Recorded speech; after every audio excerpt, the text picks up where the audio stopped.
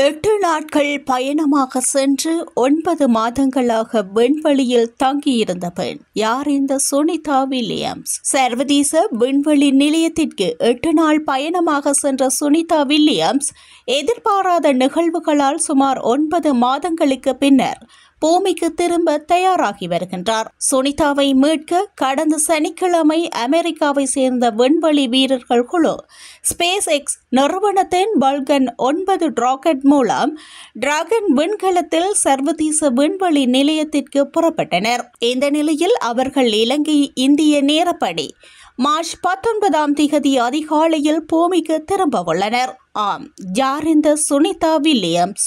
Sunita Williams இந்திய வம்சாவளியை சேர்ந்த 2வது அமெரிக்க விண்வெளி வீரர் ஆவார். கல்பனா சாவ்லாவுக்கு அடுத்தபடியாக சர்வதேச விண்வெளி நிலையத்தின் எக்ஸ்பெடிஷன் 14 குழுவில் இந்திய வம்சாவளியை சேர்ந்த சுனிதாவை நாசா சேர்த்துக் கொண்டது.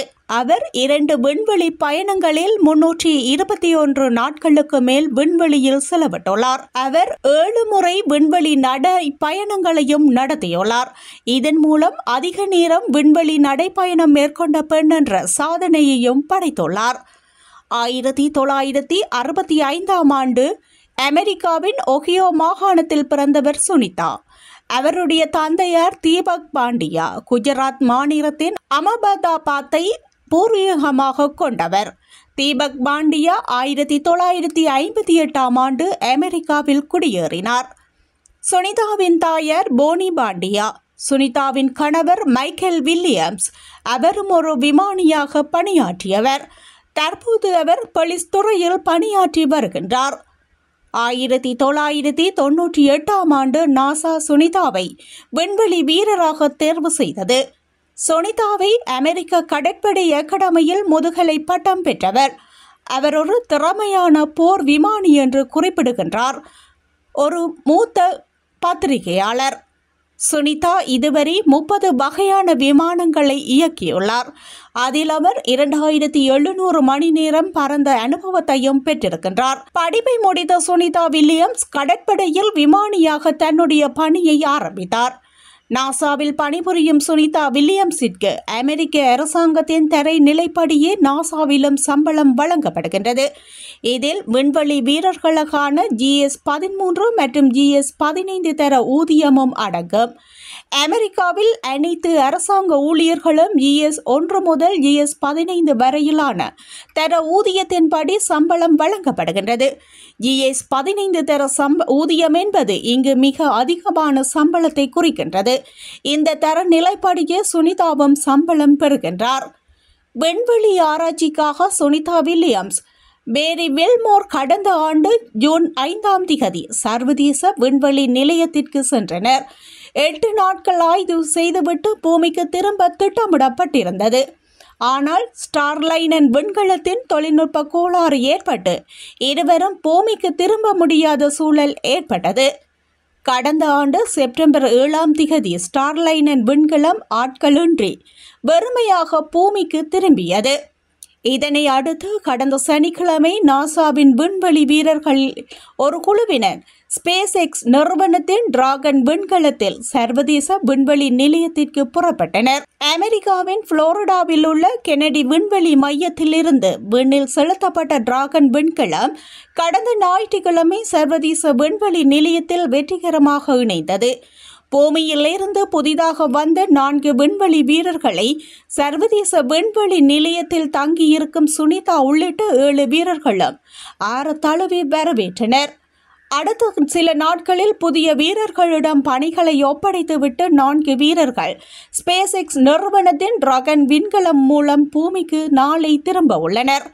இது குறித்து நாசா விண்வெளி அமைப்பு சமூக வலைதளத்தில் வெளியிட்ட பதிவில் மார்ச் 19 சர்வதேச விண்வெளி நிலையத்தில் இருந்து டிராகன் விண்கலம் மூலம் அமெரிக்காவை சேர்ந்த சுனிதா வில்லியம்ஸ், பேரி வில்மோர், நிக் ஹேக் மற்றும் ரஷ்யாவை சேர்ந்த அலெக்சாண்டர் ஆகியோர் பூமிக்கு திரும்ப உள்ளனர் என்று கூறியுள்ளது.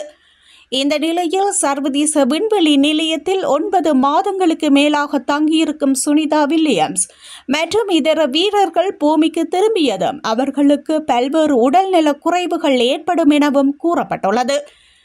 விண்வெளியில் தங்கியிருந்ததால் அவர்களின் எலும்புகள் தசை நார்கள் பலவீனம் அடைந்திருக்கும். அவர்களின் தோல் குழந்தைகளின் தோல் போன்று மிகவும் மென்மையாக மாறியிருக்கும். கண் பார்வை திறன் பாதிக்கப்பட்டிருக்கும். கதிரியக்க பாதிப்பு காரணமாக செல்கள் இரத்த அணுக்களும் பாதிக்கப்பட்டிருக்கும். பூமிக்கு திரும்பியதும் அவர்களுக்கு தலைவலி, தலை சுற்றல், வாந்தி ஏற்படும். எலும்பு தசை நார்கள் பலவீனம் அடைந்திருப்பதால் அவர்களால் தரையில் காலூன்றி நடக்க முடியாதிருக்கும். சுமார் 3 மாதங்கள் முதல் ஓராண்டிற்கு பிறகு சுனிதா உள்ளிட்டோர் இயல்பு நிலைக்கு திரும்புவார்கள் என கூறப்பட்டுள்ளது. விண்வெளியில் தங்கியிருந்த சுனிதா வில்லியம்ஸிற்கு நாசாவின் சம்பள பட்டியலில் GS-15 கிரேட் வழங்கப்படுகின்றது. இதன்படி அவருக்கு ஓராண்டில் 1.41 கோடி ரூபாய் சம்பளம் வழங்கப்படுகின்றது. சர்வதேச விண்வெளி நிலையத்தில் 9 மாதங்கள் தங்கி இருந்தமைக்காக 1.5 கோடி ரூபாவும் இதர படிகள் வகையில் 1.6 கோடி ரூபாவும் அவருக்கு கிடைக்கும் என்று நாசா வட்டாரங்கள் தெரிவித்துள்ளன. இந்த பயணம் சுனிதா வில்லியம்ஸின் 3வது விண்வெளி பயணமாகும். 3 பயணத்திலும் சேர்த்து மொத்தமாக 9 முறை விண்வெளியில் நடந்துள்ளார் சுனிதா. இந்த காலகட்டத்தில் மொத்தம் 62 மணி நேரம் 6 நிமிடங்கள் வரை அவர் விண்வெளியில் நடையில் செலவிட்டுள்ளார். இதன் மூலம் விண்வெளியில் நீண்ட காலம் தங்கிய முதல் பெண்மணி என்ற சாதனையையும் அவர் படைத்துள்ளார். இச்செய்திகளுக்கு பிரதான அனுசரணை செல்வாசோக் இமோபிலியன், சுவிஸ் நாட்டில் முன்னணி நிறுவனம். தொடர்புகளுக்கு 07914642428. வீடு வாங்க, வீடு கட்ட, வீடு திருத்த மற்றும் வீட்டுக்கடன். Your future our vision. இது போன்ற மேலும் பல முக்கிய சுவாரஸ்யமான செய்திகளை அறிந்து கொள்ள லங்காஃபோ யூடியூப் சேனலை சப்ஸ்கிரைப் பண்ணுங்கள். எமது செய்திகள் உடனடியாக கிடைக்க பெல் பட்டனை அழுத்துங்கள். அத்தோடு எமது செய்திகளை மற்றவர்களும் பார்வையிட ஷேர் செய்யுங்கள். நன்றி.